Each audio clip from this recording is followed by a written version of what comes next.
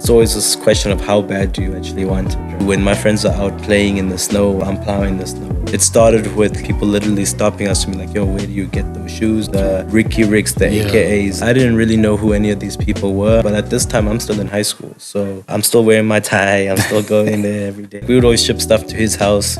He would repackage it, send it down to us, and obviously we're using his employee discount. It worked out really well until he left. We started getting like media partners involved. Ultimately, it naturally grew. We were building a community of like-minded visual. A lot of sneakerheads, a lot of people within street culture.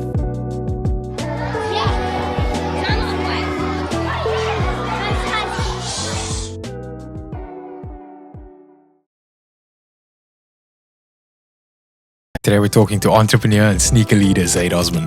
Zaid is the founder of SXC, South Africa's largest and most popular sneaker culture event. He brings sneakerheads and artists across the nation together. They build, bond, trade, shine, and ultimately build a community. This event is massive. SXC has hosted renowned South African hip-hop award winners like Casper Nyovest, Ricky Rick, and Youngster CPT, and he also provides a platform for many up-and-coming artists and DJs. Currently, Zaid is the owner, founder, and creative director of Great Africa. The brand is a cultural phenomenon in SA, with lines bursting for every single release. Through his tireless work and patience, Zaid and his brand, Great, have continued to plow back into SA, recognizing the potential at home. For a look into his toolkit for success, please listen. Guys, we are with Zaid Osman, the one and only, on the precipice of, I guess, is it essentially your life's work? And we have you here 2 hours before the big moment, so how are you feeling? Nah, all good, all good. You know, just, I don't really feel pressure. Just gotta keep going, keep moving. Just another day. Yeah, it's the launch, so yeah. I think with the event tonight, you are, like, firstly, the entry fee it's low, or I guess it's like all welcome. Which means that it's going to bring communities together from all sides of the world spectrum, and that's the key thing to why we actually wanted to chat to you. You are so connected to what Simunye represents. You are a bridge for culture. And yes, it's in the art space, it's in the fashion space, it's in the streetwear space, but how did you find this connection to the importance within community building? So, I mean, for me personally, like, I always just think, like, you know, you have to always pay it forward, you know, like, opportunities that you get and are kind of, like, privileged to achieve and also, like, be in, you know, there's always people that are looking at you. So it's like, always try and pay it forward as much as possible constantly. I think even just like backtracking into grade and all of that, like the name grade ultimately pays reference to the first grade, where you like learnt a lot of fundamentals of life and then you elevate, but you're ultimately elevating with your classroom. And that classroom is ultimately your community. You know, some kids are gonna outshine you, some kids are gonna fail, but you ultimately move together as a unit. Yeah. So how I kind of see that in the term of like, I guess South African youth and street culture is to our global counterparts. It's like we need to move together as a unit to showcase who we are collectively. I mean, there's a massive, I guess, I look at students who would like to be where you are. And I know you've told this story before about your time in the States. Yeah. But there was something I heard which, and please, if you're willing to repeat it, I would love that. But just you going to dumps and whatnot to essentially flip items that you got into capital for yourself. Yeah. How did you develop that mentality? I mean, I think for me, it was always like, I always saw stuff I wanted, right? Like, whether it's clothes, whether it's shoes, it's like, yo, I want that, but it's like, I can't afford it. My parents were saying, no, you're not going to get it, you know? So then I almost had to like take matters into my own hands of like, yo, like, it's always this question of how bad do you actually want it, right? So, I mean, the stuff I would do when my friends are out playing in the snow and all of that stuff, I'm plowing the snow, making money off that, cutting grass. Yeah, that was it. That was All the of story I heard. those, Yeah, experiences, 100%. and I mean, like you go from cutting grass essentially to filtering it through to flipping with shoes. Yeah. Well, kicks. I have to admit, my language barrier when it comes to sneaker culture, it's going to show through. And it's going to show through in my sneakers I have on today. But please educate me. Nah, you're good. Take me by that. Yeah, for sure. But it's essentially you've moved from that point of trying to make it happen for yourself Yeah. to where you are now. But that had to be sort of a decision that you made. Like, did you actively decide sneakers, fashion, the arts? It's I for mean, me. no, I don't think like when I was like coming up in the space, like it was never really, something that I always had a dream of, this is what I wanted to do.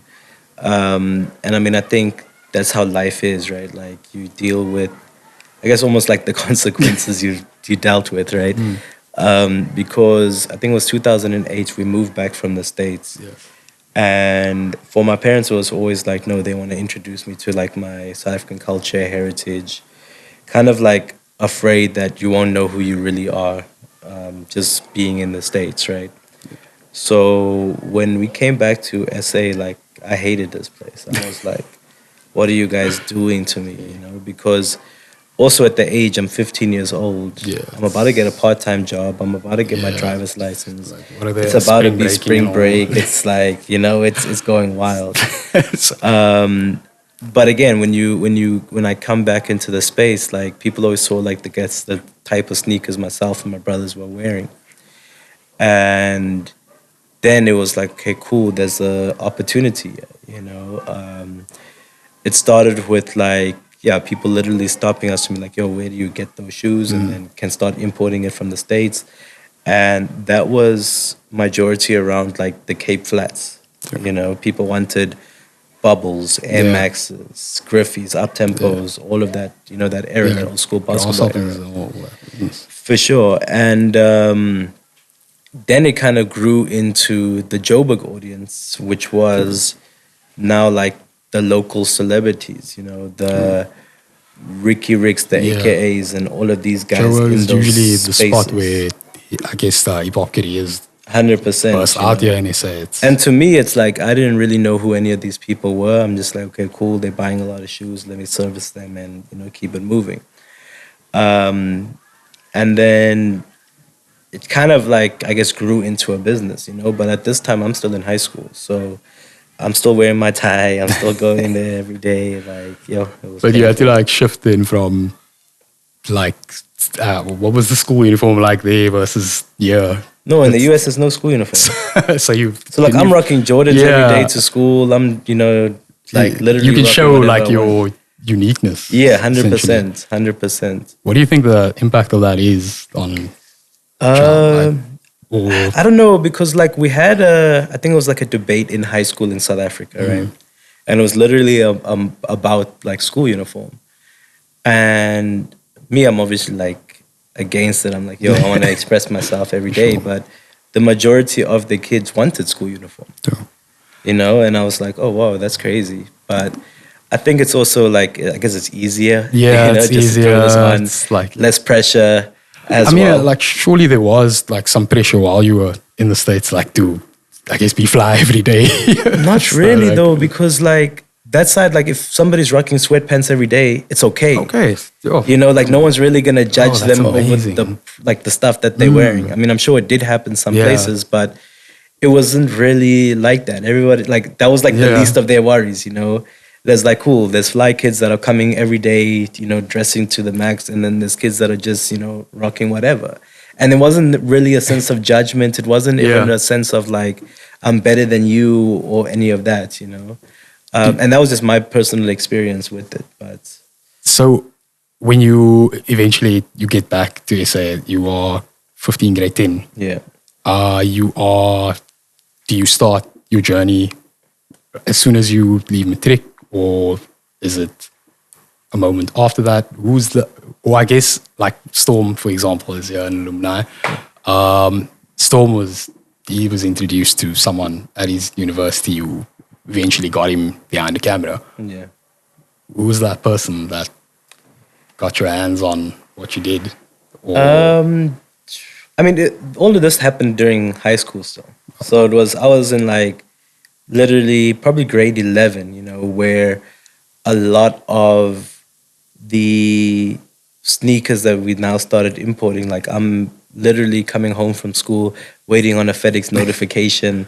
My brother was older than me. tell that story, You know? with FedEx. I think it would be, it's so important to through agency. No, 100%. Please go for it with, I think like you said, your brother, you had a connect in the US. Yeah. Who was, he was working at FedEx. So like we would always ship stuff to his house. You know, he would repackage it, send it down to us. And obviously we're using his employee discount, all of that type of stuff in this space. So it worked out really well, you know, until he left FedEx. But yeah, I mean, I think during those years, it was always literally like in high school. I think also me during high school, I wouldn't really socialize with anyone because that time I was very much to myself because one, I couldn't relate to anyone in school. So we'd spend a lot of time. I had like a full-on American accent, so people are always constantly like, yo, say something. Yeah. You know, or giving you like local SA swear words. And you like catching on, like people are like away and you like, but I'm sure you like. Yeah. No, like, I mean, even at home in the States, like my parents would always speak Afrikaans, but I would reply in English, right? But yeah, in SA now there's like so many different slang words and all of that that's happening. And yeah, I really just couldn't relate to anyone because they would constantly ask me about like stuff in the States, like, yo, you must know Jay-Z, you must know these guys. And I'm just like, yo, man. Do you know Jay-Z? No. I saw you linked up with Gunner. That's crazy. I mean, like you've done every big SA artist around is in some form like touched with Zaid.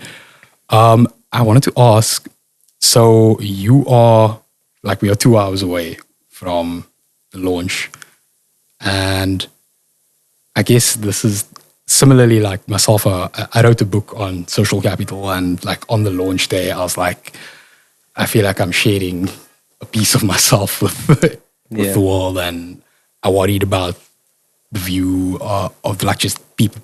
I wanted people to read it, but I was worried about people reading it. Yeah.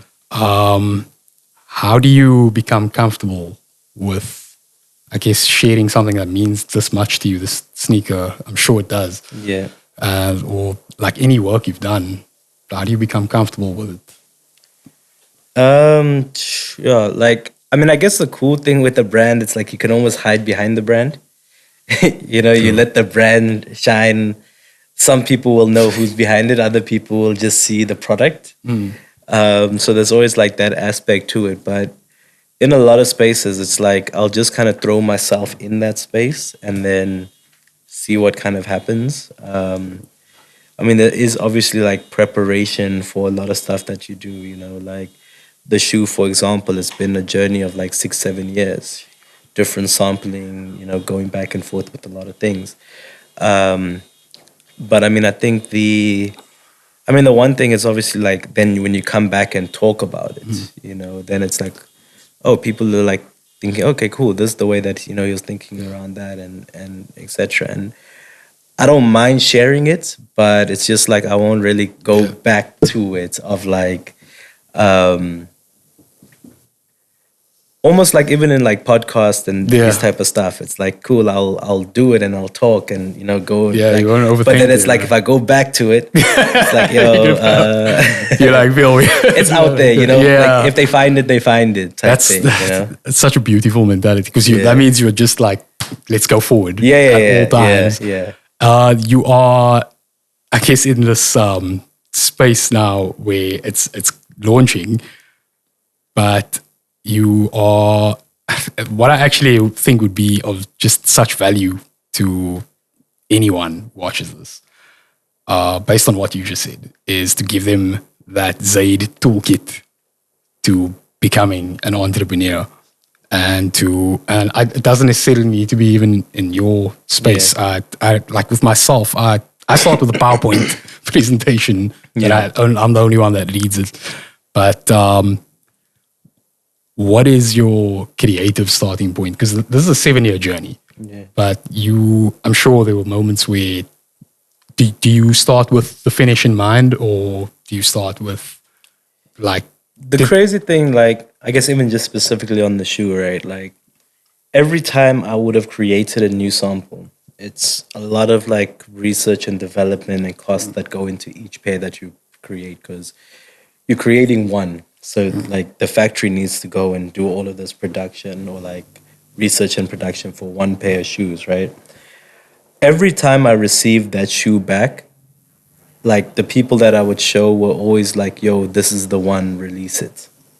Like, you know, like every time that's the feedback I'm getting. But me, I'm like, no, it's not there yet. How do you mitigate that though? The one thing, and it's like one or two things, right? Because the one, it's like you have to believe in yourself that much, where it's like, cool, I hear your opinion, but I want to do it this way. So do you like filter the negative and the positive through the same funnel, I guess? I mean, I guess so, right? Because a lot of the negative is like I'm aware of it. I'm like, okay, cool, this is what this person, you know, would have thought about it, or, you know. But it's like I would rather like go out there and fail than not try. Sure. Because even with like a lot of product and a lot of stuff that we put out there, it's like if I were to go through a normal plan, half the time people would tell me like, yo, don't release it, or you know, there's not enough resources to do it, and then you ended up not doing it. So is there like a prime circle of people that you'd say their word is bond? Like if they were to tell you no, or are you always filtering through? Nah, I don't think there's like a prime circle of like a direct individual that I'm gonna listen to. You know, it's like it's kind of my mind. Yeah, it's your mind, and I mean that means to me that would mean like your confidence is. Yeah, and look, and sometimes you're wrong. You know, sometimes you go out there against everyone else's opinion, and you come back and you're like, "Ish, I should have listened." But it's like, cool, let me rather deal with that pain, you know, and go through it, because then it's gonna make me come out stronger in the end. It's like you have tools in place to deal with it, but I mean, obviously your aim is always success. Yeah. At the end of the day, that's I guess or maybe I'm wrong, but what is it then that drives you to? Is it a creative element, or is it something? Sometimes it's something from someone's past. What would that be for you? So I mean, I think for me the bigger thing is still like representation, and I think that's also the reason why Great was started. Because when I was importing all of these different shoes and different brands and all of these things, I'm constantly looking at brands from the States, brands from London, brands from Tokyo, like Bape, Supreme, Pata, Palace, like all of these brands that people want here, right? Then I was like, wait, but why is there nothing from here that can talk on that same language? So even for me currently, like people are looking at it like, no, you made it, you have this, you have that, you have that. But I'm like, no, for me, it's still a journey. I'm still fighting to get on those spaces. Yeah. And yes, it's like, cool, in this space, I would have maybe rubbed shoulders with a couple of those brand owners and these type of stuff, but we're still the small fish in this global kind of playing field. That's so crazy. Until like we're really established in those spaces, and yes, like we've gone to Paris Fashion Week, London, New York, Dubai, and like we're in the spaces, but it's still like we're the smallest fish in those spaces, right? So when eventually it gets to the point, I feel like that's when I'll be like, okay, cool. Like, I'm happy we've able to scale this, and it's almost like a global recognizable brand Yeah. from South Africa. It's so crazy that you have like a global view of the future of this, and my just the interaction I had even with Storm yesterday. We ran into each other, and I was like, he just walked past, and I was like, I'm interviewing Zaid Osman tomorrow. He was like, Zaid, what? So like, it's so strange that you have like a mentality. It's humble, but it's also, I guess, understanding of how far this thing can go. Yeah. And that ability to see that far, it must be it's cultivated within you. It's something within you that's making that happen. Yeah. So when you look at tonight, what's the, I guess, what's the next step after that? And I know you want to go into, you will be distributing, but how do you see the sneaker, I guess, distributing and progressing in terms of, in a more of a cultural sense? Yeah, I mean, I think it's already like it's a massive, I guess, moment for South African street culture. Definitely is. Right? Yeah. Even from like creating the sneaker exchange events to kind of progressing from lost property to grade where we're at now. It's like, I think the thing that I'm always like proud of within my journey is the natural progression over time. You know, it's not something that just happened overnight or something that all of a sudden it's like, yo, here's this new brand. True. There's billboards everywhere and it's, you know, it's go buy this brand. It's something that I think resonates well with people because it's a journey that, you know, you can backtrack and see. Yeah. You can go online and look at different podcasts and look at different things of like, cool, this is where he was at this time or, you know. Yeah. And I'm glad we can like capture it with, you spoke about sneaker exchange and that's SXC. SXC, yeah. So 100%.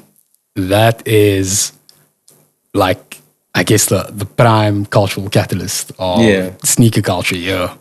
And I guess, do you ever like sit back and take in that you are indirectly benefiting so many people's cross relationships that like are eventually going to lead to and I think that's like the coolest thing, right? Because it's like so many people would come up to me and be like, yo, like yo, thank you so much for that event, or thank you so much for doing that. That made me meet this person.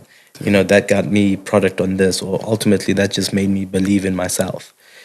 And I mean, I think those moments are like, it's like inexplainable, you know, it's just something that I don't even know what to say to it. It's just like, oh yeah, shout out, like, you know. I always think of that, like, well, in life, like, for example, my interaction with Roscoe is what eventually got me here, but you are catalyzing that for so many individuals. Do you, I know in the past you've said you always chat with the Uber driver. Do you have I guess, a reason why you feel it's important to always chat with a stranger for your own benefit? Or I mean, I think it also depends where I am, right? Yeah, so, of course. Yeah. And also, like, I guess the moment I'm in that current space. But yeah, I mean, I think also just understanding people and understanding cultures is so important. Because again, if I'm in like different areas, like I was once in like Tokyo, for example, and I was there alone until my friends arrived. And it's like, no one knows you. You can't communicate with anyone. It's just like, you know, you're there. And that just shows you like how small you are. Yeah. You know, so then it humbles you in the space of like, cool, you might think you know everything and, you know, you have everything until you're in a different situation.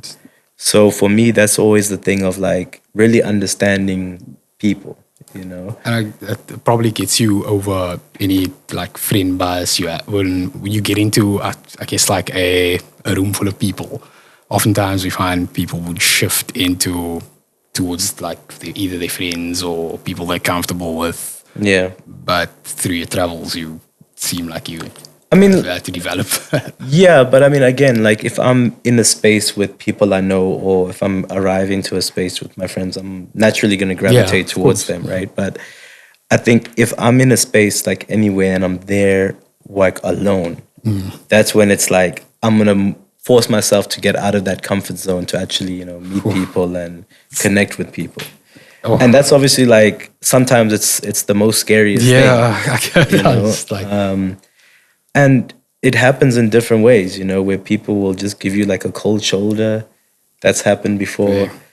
Yeah, like one of the craziest conversations I've had, and I've mentioned it in like one of the podcasts previously, was I was in Long Beach in LA, and I went over for it was like a conference, a fair, yeah. like clothing fair type thing. And there was one dude I noticed, his name's IBN Jasper, Kanye's barber. Yeah. And like I go up to him and like, yo, IBN, da. He's like, yo, I love you. And he just gives me like a cold shoulder. I'm like, hey, Nah, man. relax. Yeah. And that time, like my natural instinct was like, no, let me pull out my laptop. Nice. I showed him a video of Sneaker Exchange, like literally running, like just rambling like now. one of the, like, the setup. Okay. And then, you know, he got it. He was like, oh, like, yeah, this is really cool. Like, you know, so it's those type of moments. But naturally, I'm also very introverted. So also that's like, it's a fight for me to get over that initial, you know, space. Like one would worry, like someone just is like, oh, by the way, I'm taking my laptop out. Yeah. like, how did you break that ice? I just rambled. I was like, you know what? I'm just gonna try, you know, shoot my shot and see what's I mean, like, what's the worst that can happen is essentially like, how do you? You're only gonna regret it if you don't. Yeah, 100%. So that's like true to form. So with regards to sneaker SXC, I was hoping you could give us, if it's just 2 to 3 minutes of just a rundown from starting point to where it is right now. Yeah. And the reason I want you to actually like put this out is because that's SXC is something that's needed in all industries. It's something that's needed in education. It's needed in all facets. That a place where people with, and so even if it's a niche interest, come together and share ideas. And it's because it's beyond exchanging sneakers. It's basically an icon for music as well. Yeah. It's like a catalyst for community. Yeah. So, but I believe it started with only 80 people at the first. Yeah. So how did you, I guess, realize needs? How did it progress to where you are so today? I mean, when you started the event, it was, I had a lot of shoes I needed to get rid of, right? So created the event Sneaker Exchange of, cool, gonna have my shoes there, gonna create a little vibe where people can come in and hopefully I'll sell, but if I trade some, it's fine. And that first one just had like a little bunch of different vendors, food vendors, all of that in the space. And then we moved, like, because I would frequent like Durban and Cape Town, Durban and Joburg at this time as well. So then I was like, yo, how do we do this thing in Joburg? How do we do this thing in Durban? So eventually just found venues where we can kind of, you know, host this, like literally travel with a bunch of shoes, set it up, hit up a bunch of people in those cities, tell them, yo, we're doing this, come through. And ultimately it naturally grew because what also happened was we were building a community of these like-minded individuals, right? At the time, a lot of sneakerheads, a lot of people within street culture. And when brands, I think, started realizing like, yo, this is a marketing aspect for our audience. That was definitely one of them. So there's like a mutual Yeah, benefit because to the brand. now they're like paying us to have their brand on flyers, logos. They want to do activations at the event, and I'm like, whoa, that's kind of cool. So that obviously made you believe a bit more, and also saw like some monetary value within the space. But also, every time people were like, no, I want to sell stuff there. No, I want to come. No, I want to perform. No, I want to do Yeah. this. So it was also a lot of bartering with a lot of individuals. I remember it was like, I think the first like big artist we had perform there was Deleuze. Yeah. And this was at the time when him and AKA, even Burner Boy, they were having that massive run Yeah. of All just Eyes on like Me, 100%, you know? Like, I think Heaven also was Yeah, around that 100%. time. That whole It's era, I think like like 2016, maybe 2015, somewhere there. big. And Les always would buy sneakers. Like I was always importing stuff for him constantly. And there's also that connect that, because I believe Les was also in the States, that he will spend some time in his childhood. Yeah, I think in his childhood, something like that as well. Yeah. But the craziest thing was like all of these dudes I was selling to, they would never announce it or let anyone know. Oh, So it was like if you knew, Yeah. you knew. Like, yo, this is my plug. No one else must know. Type thing. Yeah. Right? But yeah, then I gave him like a couple of shoes, and he came to perform and all of that at the event, and it was really just like that space of community. Yeah. You know, more people started seeing it. We started getting like media partners involved. You know, like Channel O started doing stuff within the events. And now, like, cool, there's like this platform that we have that we're building. And then it was like your Nikes started activating within it. Your Puma started activating in it. And then I'm like, whoa, this is crazy. Then it gets to a point where I feel after building all of that up, the entertainment kind of overtakes the marketplace. Because now, I mean, I think our entrance was like 80 Rand. And which is crazy though. you're not going to for get an that event like to see any Yeah. artists. You know, it's all ages, it's all of Yeah. that. So it gets to a point where it almost becomes more of a concert than now the vendor side is secondary. Just before, I think it was like our 2018 and our 2019 event, we got like the formula perfect, where it was like, cool, brands are now doing activations. Whether there's an artist performing, they're doing a meet and greet at the brand stand. They're doing all of this different stuff where the kind of community really played nicely, you know? So then 2020, we were building it out and like kind of found this new formula to really be like 60% vendor, 40% Because you want music. it back at the heart of 100%, what you're doing. you know? So, And then obviously COVID hits. So now we don't do the event for like 2 years, 3 years.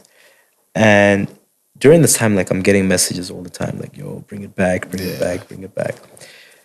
So obviously during this time, Grade has also, you know, gained momentum and started pushing. And with all of these things, it's like, it's time. You know, you need teams for all of these things. Because you guys running could all of break this. 1 year, I believe.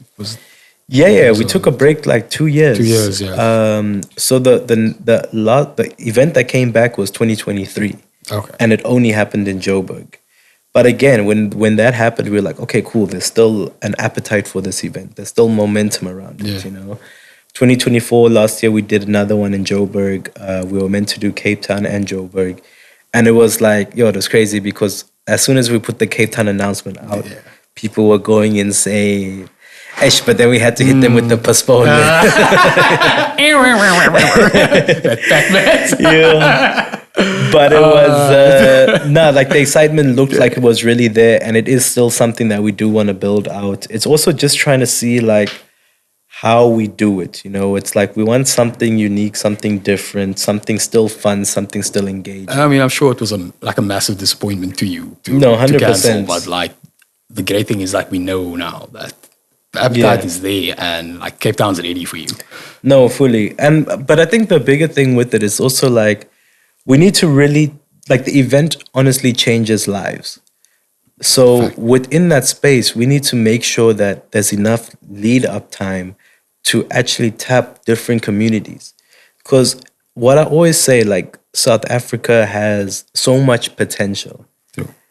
but there's not enough resources for that potential to be like acknowledged and seen its full potential. I fully agree with you. Like Yeah. we, in terms of like this, so this show focuses on social capital, but Yeah. we always speak about like it's the only type of capital whereby you can get access through a relationship Yeah. to someone else's physical capital, or like their tools in their house or their finances if Yeah. you need to borrow money. The cultural capital, you can learn the ways of others. Yeah. It's only through a relationship that's No, possible. 100%, And that is like the event itself is like such a great place to build those connections, for people to see, to people again to realize. We did something really cool. I think it was like, could have been 2019 as well. It was bursaries we did with Red and Yellow. Yes. And that was like honestly the coolest thing, because already like the kids and all of that are studying at like these schools, your Red and Yellows, your Vegas and Yeah. all of that stuff, like they, I guess, learn to be a lot of like agency people and brand people Yeah. eventually. But there's so much talent within those spaces, True. because they have the education of understanding like, cool, this is how to put together this brand plan, or, whatever it is. Yeah. So that stuff obviously helps us a lot as well. And I mean, if it will filter back, it increases the ability of the area you are around. 100%. So there's a return even in that relationship building. That's I guess like I use like our alumni even here as an example. Like they come back and connect with the school. It's, I guess with a bursary though, I don't know, like growing up in Cape Town, some bit of a past. I like did music a bit in my past, but like growing up, it was just like thinking like, I don't know if like, you get the like family saying like, why are you doing this? Like, why are you spending your time on this and all of that. Like, did that happen for you? Of course. Of course. Yeah, like it's and I mean, you said now you're good at mitigating opinions and whatnot. Yeah. At that early age, especially like because you guys are doing bursaries for kids. Yeah. Like, how did you establish that belief in children that it's like, go be creative? Like, yeah, I mean, look, for me, it was always, even from like my mom and all of that, like my parents, it was always, go study, get your paper, make sure it's there. yeah. Me, I took a gap year out of school, and I was just like making sure I'm gonna hustle so hard, and like let them see eventually. Like they only like believed me like 2 years ago. Like, okay, cool, like it's fine. You don't need this paper. But yeah, no, it's when that situation happened of the being able to give back bursaries, and I think it's important because there's a lot of kids that want to study, that want to also up their skills and be involved in the space, because the other thing is what we're involved in is also entertainment. It is also very fun. We kind of drive culture, like we have a say in what we create and how South Africa is represented in a creative scene. Yeah, you make it move, like you catalyze it. And that's on a global space, right? So if people are looking at, I don't know, top 5, top 10 streetwear brands in South Africa, we in that list, and there's a lot of people and brands or individuals or whatever, when they're doing their research, our name is coming up because of the stuff that we've managed to create and do. So in that space, obviously to the kids and all of that stuff, they would want to be close to it and be involved in those spaces.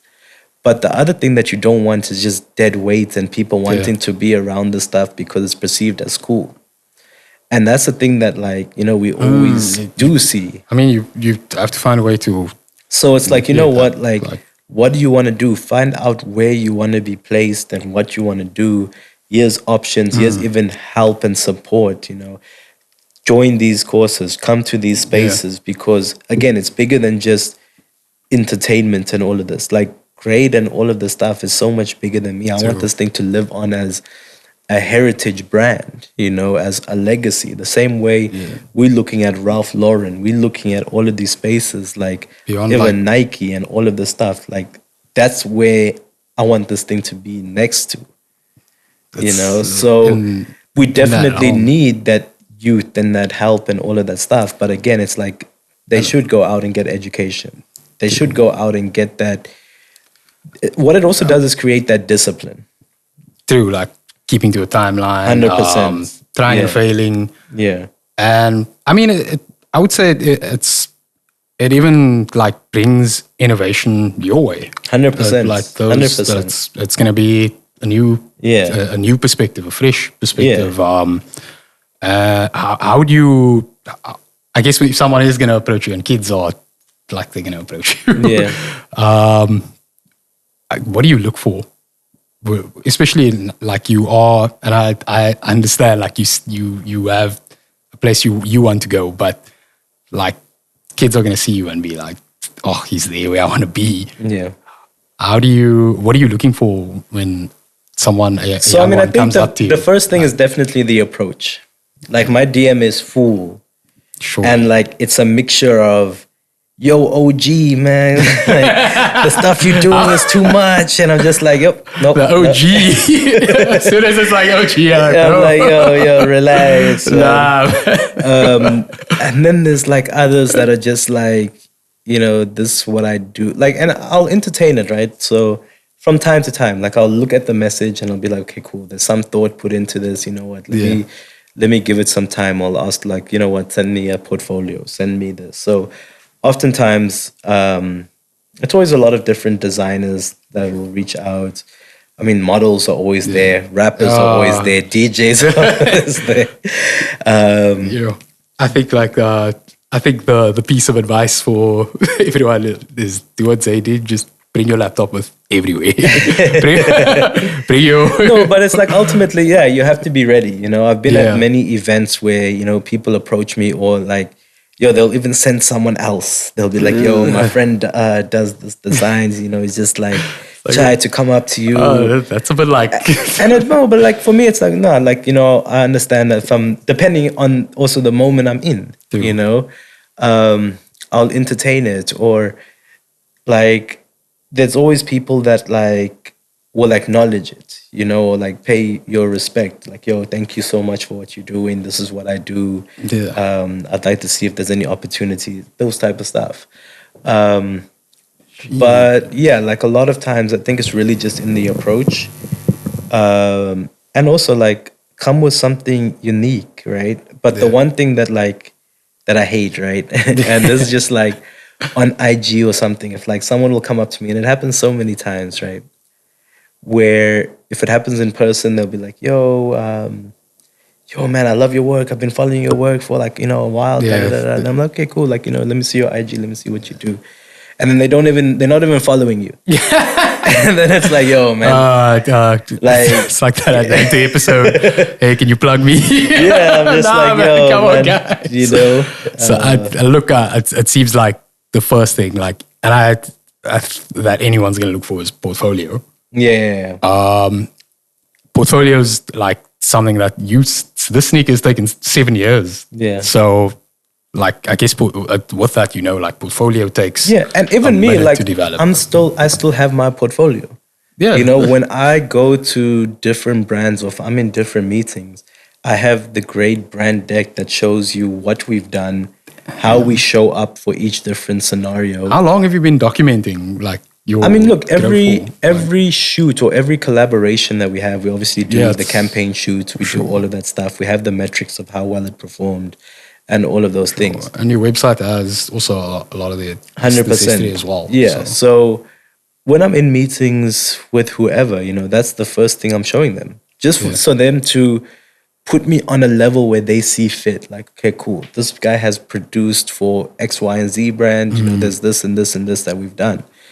And that's what I expect to see in a portfolio. You know, even if it's stuff that, cool, you haven't done brand work, but you've designed stuff for yourself.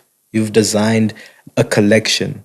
You don't need a brand to do that. You can just design it, and then it doesn't have to release, but, you know, that's your kind of thinking of how you see these things come alive. So, like I said, like if they're approaching, it's definitely like your portfolio and also like the tone and manner that you approach. I guess that there's that the ability to create. Yeah. And we look for that, like you look for it in the portfolio. I guess advice then for people who are at that point where they've created and are afraid to share. I know we spoke about it earlier, but like you'll find this in every space, fashion, music, everywhere. Like what's your, I guess, advice to them before we close out? Yeah, I mean, I think personally it's just about being able to, one is like start, right? So definitely Start. have, okay, well, no, but they would have already created. Yeah, they've created. Like, you've got the song in your phone, you've got the shoe design. Yeah. Like, you've dotted your everything. So, but that moment comes and you are like.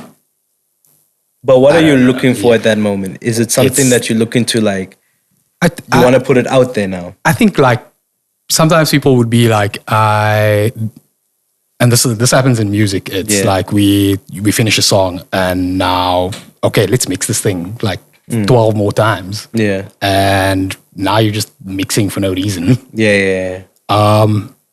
Well, I think even in music, right, there's so many different aspects. So you can literally upload that to a SoundCloud. You can upload that to different spaces. But one thing I always love doing and currently still do is like, look on LinkedIn, search for people, you know, whether it's like producers or other spaces, you know, like kind of find what the next step you're looking for is. Online, everything is there. So if it's an individual, like for me personally, if I'm looking for places to now put grade in, I'm going to be looking for a buyer, right? A buyer for these different retailers, find out what their process is that they require. Because the other thing is you don't want to approach people if you're not ready. True. If I approach a buyer and be like, yo, I have the dopest brand out there, I want to get it into your retailer, they'll be like, okay, cool. Almost, can you send me your catalog? If I don't have a catalog ready, you know, you got nothing to show. It's like you haven't been doing it. Okay, you know. So like, and I think that's the same with like music or something. Like, let's say you want your music on TV, you know, kind of find who that, I guess, programmer is or whoever. Yeah. And I don't know if they just post it or how it works, but there is also, I guess, like agencies and those type of stuff that align. And also you have to remember, like there's probably 100 other people trying to do the same thing, you know? So I think it's really just about research and really just like the approach that you reach out to them, but find the ways to use that, you know, find the way to find them on a LinkedIn. Talk to ChatGPT. I don't know, like, that's like... You're like, yo, how do I approach this? Yeah. You know? Like, there's AI and all of this information out there right now that it's not like, you know? Yeah, I mean, like, just to like sum up, your mindset is fully forward, and there's the research as well, which is like prime to what I guess you or anyone else who wants to be where you are does. I think that the tools you've given people today, I really hope it indirectly benefits them. And I also just want to wish you the best of luck for shout tonight. out. This is gonna be. I appreciate it. This is a big one. Thank you. All good. Thank you so much, everyone.